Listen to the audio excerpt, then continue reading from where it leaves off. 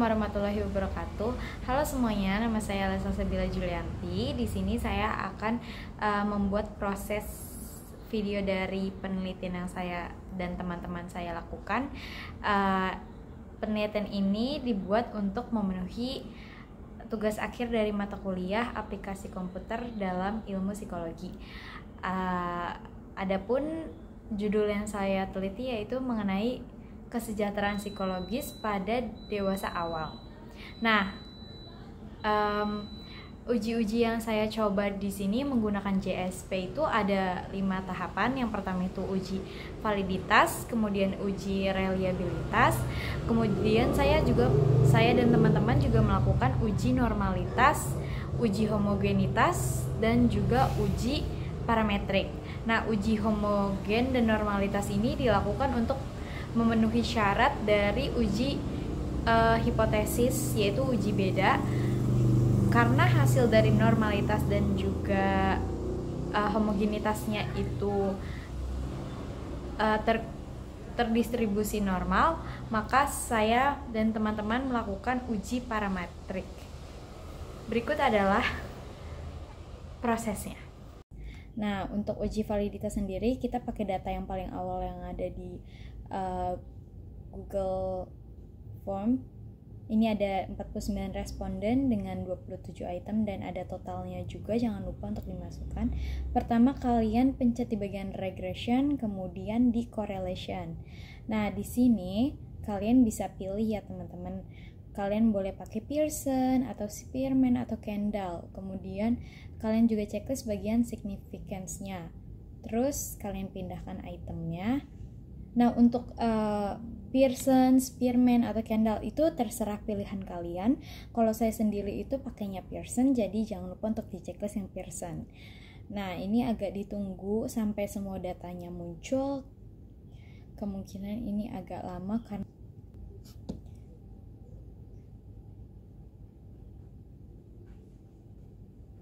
nah, ini datanya sudah muncul. Untuk Pearson sendiri p-value-nya tuh harus kurang dari 0,05 ya teman-teman untuk signifikan. Nah, kita bisa lihat di sini Pearson p-value di paling bawah di bagian total itu kurang dari 0,01. Berarti item pertama ini signifikan ya teman-teman. Nah, atau pakai Azure juga bisa, lebih dari 0,3 itu signifikan. Nah, gimana kalau misalkan ada yang negatif hasilnya? Tapi ini signifikan tapi negatif, itu gimana gitu? Ini tetap signifikan ya teman-teman, cuma emang berkontribusi secara negatif aja gitu. Ada nggak ya kita yang gugur? Nah, nih ada yang gugur nih teman-teman, dimana p-value-nya itu lebih dari 0,05 atau 0,311 ya, itu ada di P12, itu juga lebih dari kurang dari 0,3 ya teman-teman.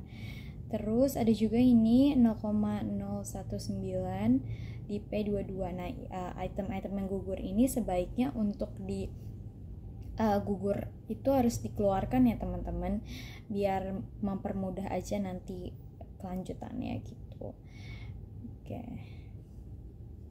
Jadi di sini kalian bisa lihat ya, dari 27 item itu ada 2 yang gugur, yaitu di P12 dan juga P22. Kemudian ada 25 item yang valid dan bisa dipergunakan untuk penelitian ini. Nah, sekarang kita beralih ke reliabilitas. Gimana sih caranya? Nah, ini pertama kalian cari dulu yang reliability. Kalian masih pakai data yang sama ya teman-teman. Terus kalian pencet reliability, undimensional reliability. Kemudian dipindahkan itunya variabelnya, kalian pencet yang koefisien alpha konbah, dua-duanya ya teman-teman. Di sini aku pakainya alpha konbah, jadi aku checklist yang itu ya teman-teman. Oke, kita tunggu dulu, ini agak lama juga sih.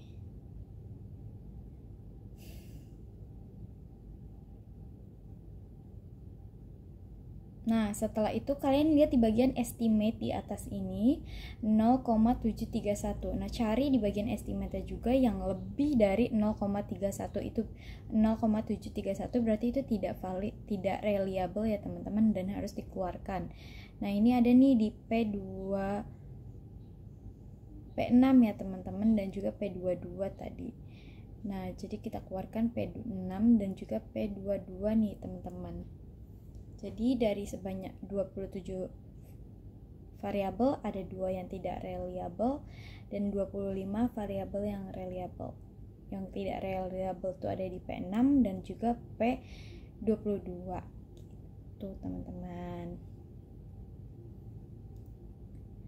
Oke, ini masih loading nih data akhirnya ya teman-teman, kita lihat totalnya.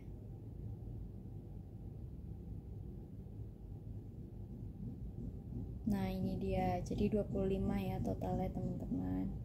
25 yang reliable. Oke, selanjutnya kita akan ke uji normalitas nih teman-teman. Teman-teman kalau karena ini uji hipotesis beda, jadi kita akan ke uji normalitas. Yang pertama kalian pencet deskriptif, masih pakai data yang sama ya teman-teman, sama validitas dan reliable. Terus pencet yang deskriptif statis, kemudian yang dipindahkan itu hanya total akhirnya saja teman-teman, total keseluruhan atau total variabel ya. Nah, ini yang di checklist itu valid, missing, mean, itu semuanya sesuai di situ, dan Shapiro-Wilk testnya juga jangan lupa untuk di checklist ya teman-teman. Nah, dilihatnya itu dari si p-value of Shapiro-Wilknya nih teman-teman, karena dikatakan signifikan apabila lebih dari 0,05 dan ini hasilnya 0,781, berarti data yang terdistribusi di penelitian ini adalah data normal ya teman-teman. Jadi jadi datanya normal. Oke, selanjutnya kita akan melakukan uji homogenitas. Nah, untuk homogen ini pakai 2 aja, kesejahteraan psikologis dan juga uji apa yang ingin kita bandingkan gitu ya. Di sini saya pakai jenis kelamin. Jenis kelamin yang kedua itu perempuan dan yang pertama itu laki-laki ya teman-teman. Pertama, untuk uji homogen kalian bisa pencet t-test. Kemudian di bagian independent sample t-test, kalian masukkan kesejahteraan psikologis ke bagian depend variable dan grouping jenis kelamin. Kemudian untuk yang di checklist tuh ada student, group terus equality of variance yang Levin, terus descriptive plot, trend cloud, terus location parameter dan confidence interval ya. Nah, ini tunggu dulu datanya.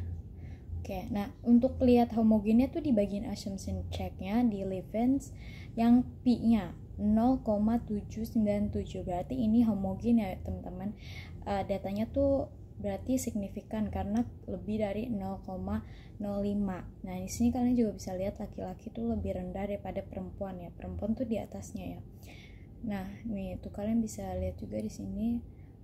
Satu itu laki-laki dan 2 itu perempuan, dan perempuan tuh lebih tinggi nilai kesejahteraannya dibandingkan dengan laki-laki gitu.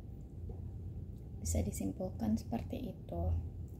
Nah, untuk selanjutnya karena kita normalitasnya datanya normal dan juga homogennya juga signifikan, maka kita akan melakukan uji parametrik teman-teman. Jadi uji parametrik tuh memenuhi syarat kalau misalkan keduanya normal ya. Caranya sama, t-test, terus independent test, terus kalian pindahkan sampelnya ke bagian kalian pindahkan kesejahteraan variabelnya ke bagian variabel depend, terus jenis kelamin ke bagian grouping ya teman-teman.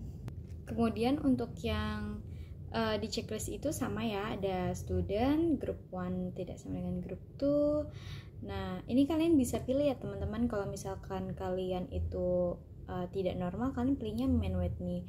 Habis itu kalian checklist juga yang location parameter, confidence, effect size-nya pakai yang Cohen, terus description sama descriptive plots-nya juga di checklist ya teman-teman. Nah, ngelihatnya dari mana? Ini tuh ngelihatnya di bagian P-nya ya teman-teman. Nah, itu kalian bisa lihat sendiri kalau P-nya itu adalah 0,031 dan ini kurang dari 0,05. Berarti kalau kurang dari 0,05 untuk parametrik itu berarti dia signifikan ya teman-teman, karena kurang dari 0,05. Selanjutnya untuk di bagian deskriptif bawahnya ini ada min-nya ya teman-teman. Minnya di sini yaitu minnya itu laki-laki itu sebanyak 52.071, sedangkan perempuan itu sebanyak 58.400. Nah, bisa dilihat dari sini aja perbandingannya itu udah beda jauh ya teman-teman, dimana perempuan tuh jauh lebih tinggi dibandingkan dengan laki-laki gitu. Jadi pada penelitian ini menghasilkan bahwa kesejahteraan perempuan tuh lebih tinggi daripada kesejahteraan laki-laki.